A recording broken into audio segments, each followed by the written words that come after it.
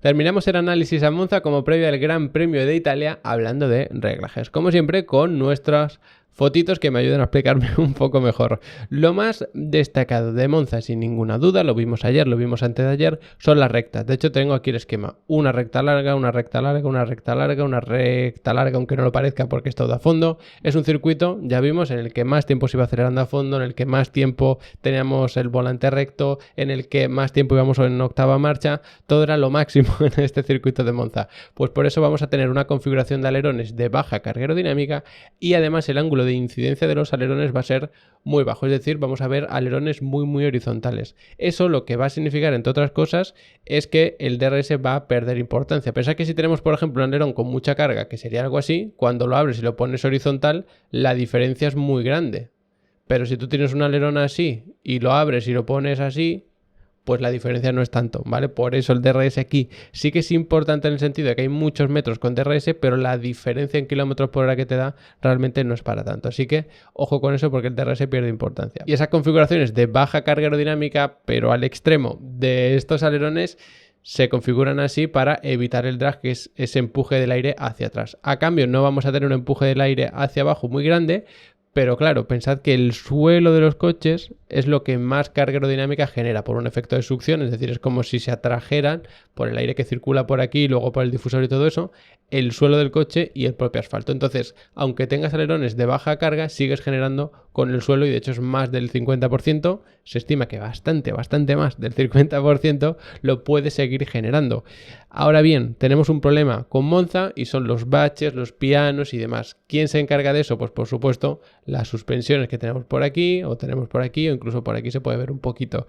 Las suspensiones se tienen que encargar de llevar el coche lo más bajo posible, no para conseguir mucha carga aerodinámica, que tampoco te ayuda tanto en este circuito, sino para reducir el drag, que también ayuda. Es decir, un coche cuanto más bajo sea, más eficiente aerodinámicamente va a ser, es decir, menos drag, más carga aerodinámica.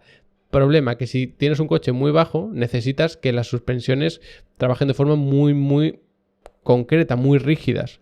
Y eso en Monza te puede matar, porque tenemos muchos pianos en los que son críticos. O sea, ya estuvimos viendo, por ejemplo, la curva 2 en la salida. Si te vibra el coche demasiado las suspensiones, puedes perder tracción y por lo tanto empieces más lento por aquí. Te puede pasar lo mismo, sobre todo en la 7, que luego tenemos una recta importante. Te puede pasar lo mismo al final de la 10, aunque ahí vas en una marcha en Granada más larga, entonces no tienes tanto empuje. Incluso en la 11 te puedes encontrar algún susto, sobre todo por los baches que tengas en medio del trazado, no tanto por el piano, que este apenas se usa. Entonces las suspensiones tienen un trabajo muy complicado. Además es un circuito de muchísima velocidad. Si tú tienes unas suspensiones que son demasiado torpes, que se bambolean demasiado y demás, en cuanto tú pegues un giro brusco o una frenada fuerte, las transferencias de peso y todo eso van a pasar factura y además de una forma bastante complicada. Así que el tema de las suspensiones, en mi opinión, es de lo más complicado, porque encima luego tenemos algunos pianos, como explicábamos ayer, que los tienes que pasar por encima y demás. Ahí cobra especial protagonismo incluso las barras anti-roll, que ya sabéis que se oponen a que el eje delantero, si es la anti-roll delantera o si es la trasera, pues el trasero, tengan mucho balanceo. También es cierto que es un circuito en el que hay mucho cambio de giro importante. Tenemos, por ejemplo, voy a poner el esquema para hacerlo más rápido. 1 y 2 son enlazadas, 4 y 5 son enlazadas, 8, 9, 10 son enlazadas, entonces también necesitas que sea un coche que reaccione rápido. Cuando estás girando a la izquierda y va hacia la derecha, que el chasis no sea como demasiado torpe, que le cueste mucho por las inercias y todo eso. De verdad, trabajo de la suspensión es muy complicado en Monza, sabiendo que encima se va a muchísima velocidad. Para trabajar además a tantísima velocidad es importante el tema de los neumáticos, con sus presiones, su alineación y todo esto. Muchas veces, o la mayoría de veces, cuando hablamos de velocidad punta para rectas o mejor rendimiento curva tal, hablamos de la carga aerodinámica, está bien por supuesto, pero es que es un circuito con tantísimas rectas que el resto de factores que afectan a la velocidad punta, aparte de la aerodinámica, también son críticos. ¿A qué me estoy refiriendo? Pues por ejemplo a la divergencia en las ruedas delanteras o la convergencia en las ruedas traseras. Pensad que si tú tienes el coche así, está muy exagerado, ¿no? Pero el neumático se va a estar deformando demasiado, es como si llevase, esta dirección así. Entonces no puede rodar tan bien, son pérdidas por rodadura que al final repercuten en la velocidad punta. Es un circuito en el que si tú puedes llevar los neumáticos lo más rectos posible, mejor. Esa divergencia se utiliza sobre todo para las curvas más cerradas, como puede ser la 1 y la 2, también la 4 y la 5, porque aquí la carga aerodinámica no te ayuda demasiado y tú quieres que el coche sea ágil. Pues en este circuito, si para ir bien en la 1 y la 2 tienes que meter muchísima divergencia aquí vas a perder un montón de tiempo. Sí que a lo mejor te puede ayudar un poquito en las frenadas y demás, pero vas a perder tiempo en recta y eso en este circuito es crítico. Otra cosa es la convergencia en el tren trasero, que no es tan exagerada como en el delantero, es decir, no se ponen tantos grados en el tren trasero como en el delantero normalmente. Por lo tanto, no es tan crítico para la velocidad punta, pero es que estos neumáticos son bastante más grandes que los delanteros. Entonces, habría que contextualizar a ver si 1 grado aquí, que nunca se llega ni a 1 grado normalmente, ¿no? Pero 0,1 grado aquí afecta lo mismo que 0,08 grados allí. Pero bueno, entendéis lo que quiero decir. La cuestión con la convergencia en el tren trasero es que te va a permitir estabilizar el coche y salir con mayor energía o mayor velocidad de las curvas. Si tú tienes mayor convergencia, voy a poner aquí, en el tren trasero, aquí vas a poder acelerar con más energía, porque son tracción trasera, ¿no? Es decir, el empuje viene del tren trasero. Si tú tienes convergencia, como explicamos siempre, aunque este tren trasero intente adelantar al delantero haciendo un trompo, al acelerar muy brusco, esta convergencia lo evita. Entonces es como que se compensa y tú puedes acelerar con mayor empuje. ¿Te quita velocidad en recta? Pues sí, pero si esto lo haces ya más rápido porque has podido acelerar más rápido, quizá aunque al final de la recta pierdas tiempo, no se note tanto. Y lo mismo podría pasar pues en la curva 7, en la 10 quizá no tanto, pero más o menos, ni en la 11. Va a ser un compromiso muy muy importante. Por cierto, las presiones de los neumáticos siempre las mínimas las establece Pirelli, de ahí para arriba suelen ser altas porque se protegen los neumáticos. Subir presiones es como proteger los neumáticos. Pensaré, bueno, pues si le estás metiendo más presión por dentro, más los estarás estresando, tal. No es exactamente así, porque lo que se busca es evitar deformaciones e historias que encima está rodando mucho tiempo a muchísima velocidad, y si se está deformando más el neumático por baja presión es cuando empiezan a surgir los problemas. Y otra cosa importante para conseguir enroscar el coche en las curvas es el diferencial. Se suele desbloquear bastante porque de esa forma, como no podemos poner mucha divergencia y encima el balance de freno suele estar adelantado, ahora lo vemos, pues necesita que el coche se cruce fácil, incluso que cambie de dirección muy fácil. Entonces, si las dos ruedas están girando a la misma velocidad, en este caso serían las traseras, sobre todo entrando en curva el coche va a ser muy lento porque no permites que esa exterior vaya más rápido que esta interior y por lo tanto el coche tiende a rotar. Así que el diferencial también es clave.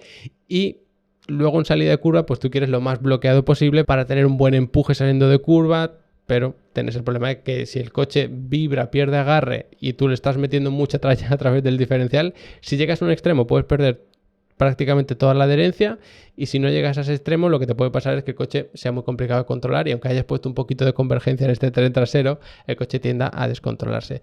Y ya para terminar, el tema de los frenos. Vimos que era bastante fácil refrigerarlo porque fijaos que sí que hay frenadas fuertes como es la de la 1, como es la de la 4, como es la de la 8, pero es que aquí tienes muchos metros a mucha velocidad para refrigerarlos. Aquí tienes 2 golpecitos de freno, pero luego todo esto para refrigerar, todo esto para refrigerar, otra frenada y todo esto para refrigerar. Son muchos metros refrigerando y encima mucha velocidad, que más aire entra por esos conductos.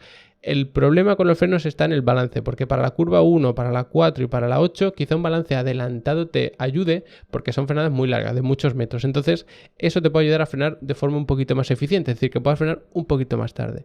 Problema, que si tú tienes que tocar el freno, por ejemplo, para entrar en la 11 y tienes un balance subvirador, porque el balance de freno está adelantado, es decir, frenas más de delante que de detrás, entonces el coche tiende a irse largo, en vez de girar como correspondería a la curva, vas a perder un montón de tiempo en esa 11. Los pilotos de Fórmula 1, ya sabéis, lo regulan desde el volante, en el simulador también se puede hacer, incluso si no frenas tan fuerte, el balance está un poquito más atrasado. Entonces, ojo con ese tipo de cosas porque también son bastante críticas. Y sé que son muchas cosas que se pueden mezclar, que puede ser un poco complicado si no estáis muy habituados. En comentarios, si tenéis dudas concretas, las podemos ver sobre este circuito de Monza. Pero de todas formas, en Level Up Academy, en mi academia personal, tenéis absolutamente de todo. No solo de reglaje, sino de pilotaje, de dinámica, de estrategias de carrera, de telemetría, de todo lo que tenga que ver con automovilismo, más muchas otras ventajas, aparte de los cursos, el soporte para las dudas. De verdad, echarle un vistazo que no tiene desperdicio. Y hablando de telemetría, este es el resumen de lo que nos encontramos en el circuito de Monza. Fijaos que esto es el acelerador, esto es el freno, esto es el giro volante.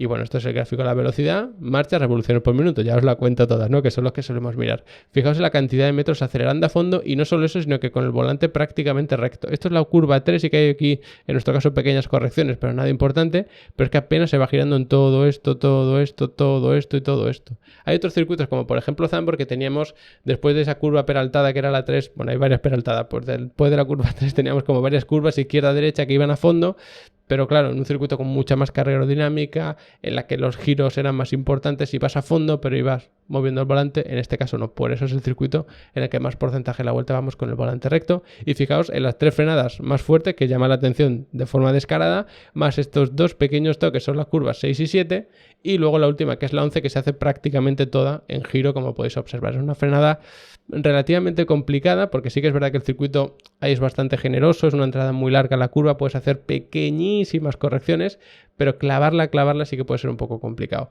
A partir de ahí, poco más que analizar. Fijaos que todo esto es recta, todo esto es recta, todo esto es recta, todo esto es recta. Aquí en la parte central es donde tenemos un tramo de curvas de velocidad media, pero las curvas 1 y 2 son las más cerradas con mucha diferencia. Luego aquí más o menos también, que es la de la curva 8, que fijaos que es 8, 9 y 10, pero ya se va haciendo acelerando a fondo lo antes posible. En fin, es un circuito que está clarísimo, de mucha velocidad, y la aerodinámica, pero también las suspensiones, la alineación, los neumáticos, el diferencial, todo eso nos tiene que ayudar. Y un pequeño detalle ya, y con esto terminamos, es un circuito de gastar y recuperar, las dos cosas, mucha energía eléctrica. Se suele utilizar más en rectas largas, que aquí tenemos de sobra, pero es que como tenemos 3 frenadas muy fuertes, ahí podemos también recuperar bastante energía. Así que quien tenga muy buena unidad de potencia en cuanto a desempeño eléctrico especialmente, aquí va a destacar mucho. No todo es aerodinámica, sino que también cuentan las unidades de potencia. Hasta aquí el vídeo de hoy, ya no me lío más. Como siempre, muchas gracias por haberos quedado hasta el final. No olvidéis pasaros por Level Up Academy para aprender todo lo que se os ocurra de automovilismo, rally virtual, y de paso, por supuesto, apoyar la creación de contenido que hacemos aquí en el canal. Y nos vemos después de este Gran Premio haciéndole un buen análisis.